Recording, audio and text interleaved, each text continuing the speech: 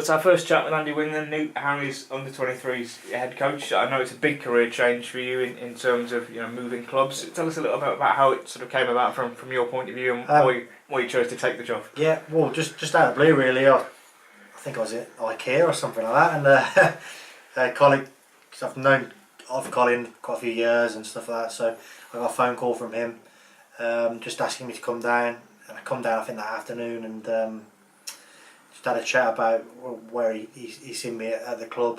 Obviously this new 23s programme just starting up this season, can I get involved with this? He said Yates had done a fantastic job. He said, but it was, for Yates it was kind of just a filling in kind of thing, which had done really well for the club, and then it just needed more of a permanent sort of position for it, and he asked me to do that and sort of help with the first team as well, because I know John Eustace really well. I played with him at Coventry about 15-16 years ago now. Kind of kept in contact with him. He just wanted that kind of link with the first team as well from the 23. So with all that, I didn't really want to get. I was an under-18s youth team coach at Harriers United, and I didn't really want to get pigeonholed into that sort of the 18s youth team kind of role. I wanted really to get into got ambitions in the future of being a manager, and I just thought this was a perfect opportunity for me to try and get more experience, to try and learn from John Eustace and guards and all them around me to put me on that sort of path really. And just a quick note on Oxford before we talk about your time here. Obviously, huge football club, even bigger potential still. Good people there, obviously behind the scenes. So, whilst it was a definite right choice for you, nonetheless, still a difficult one to leave there. Yeah, massively difficult, because I had 4 good years playing wise with them. I played over 100 games for the club. Really enjoyed my time there. Unfortunately, I had to retire quite early. 31 years of age because of injury with my groins and my hips and stuff like that. And fortunately enough, the manager at the time, Michael Appleton, really liked me and wanted to keep me around the place. And fortunately enough, in the summer, there was a bit of a reshuffle, and I got the job as the under-18s coach. And I think I needed that 2 years really just to try to find my feet as coaching, because it's quite different from playing, coming on to coaching and seeing different pictures and that.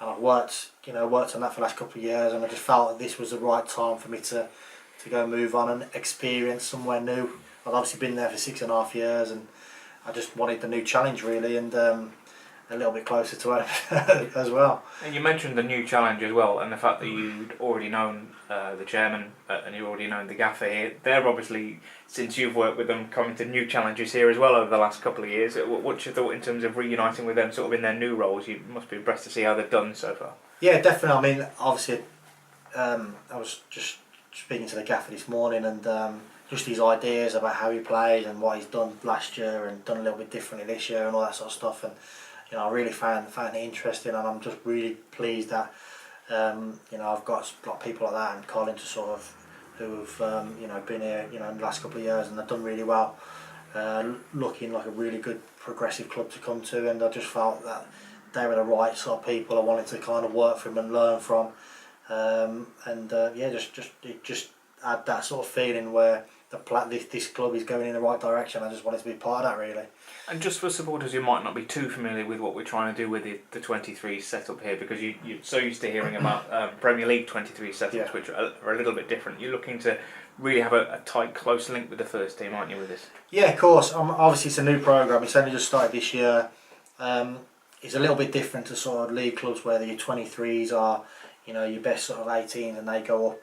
They get off of first year pros and stuff like that, and then there's a link there to the first team. I think it's a bit different here because there's an education side of it, so they do like a bit like a scholar, like a youth team. They'll do a 2-year college course. So this year they'll still do a 2-3 year sort of university college course, as well as trying to break into that first team. I think for me, the under 23s really should link into the first team. I think that's where the football league, that's where what they'll do now with the 23s, and a lot of kids now aren't ready at 18, 19 to go straight into first team. They need that sort of 23 sort of You know, so it's better than obviously 18s. You're playing against better teams and stuff like that. They need that kind of link in between, because sometimes the jump's too high.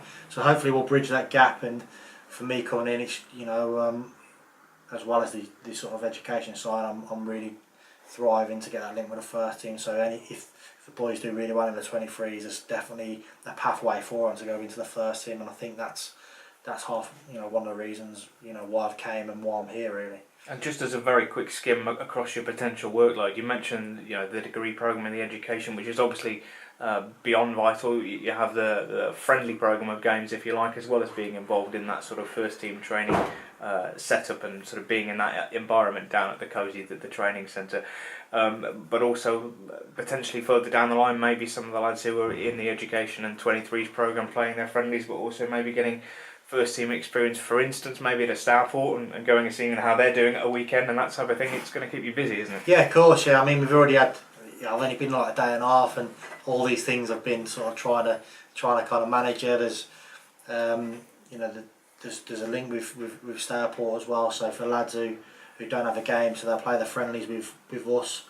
I say friendlies, you know, they're going to be decent games against league opposition or good non-league standards. So we'll have a bit of variety, or really good college teams and stuff like that. So I'll have a good variety of that. And then on the other weekends, if they're not with our first team here, they'll hopefully be going to, you know, the Stourports or the Boldmeres or teams like that around here to go and get first team football and get that experience that might prove vital for them to play here. If not, if they don't play here, like at Oxford, if they weren't going to get into the first team, we'd make sure that they'd be good enough to go into, you know, a good non-league, sort of have a good non-league career really. So that's probably the aim really with the group we've got for the 23s.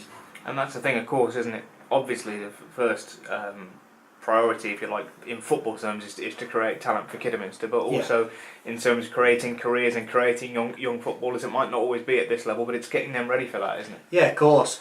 And to be fair, Michael Appleton at Oxford United was brilliant, because he'd come in and you had to be a good, he wanted good people around the place, he wanted good characters. So that's another thing, as well as, you know, trying to be the best footballer you can be, whether that be for Kidderminster Harriers or you know, further down like at Stourport, you know, non-league kind of, you know, lower league teams.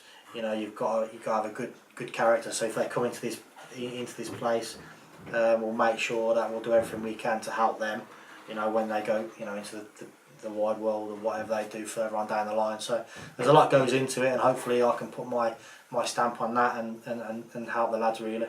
And you can't understate the value and the importance of being good characters and good young guys and girls, really, away from your football, just sort of ramming individuals as well. Yeah, of course. I mean, if you ask any manager now, they'll phone, you know, what XYZ, what's he like as a person first and foremost. So it's a massive thing now in football. People don't want, you know, kind of them kind of like bad eggs and that around the place and stuff like that. So, you know, it's a massive part of the game now. So you've got to have, as well as the ability, you've got to be a good all-round character, and that just doesn't work in football, does it? It works in every environment you go into, whether that be a factory or a shop. You've got to be, you know, able to work with people and you know, and be a good person and all that sort of stuff. So that's what I'm going to try and bring to it as well.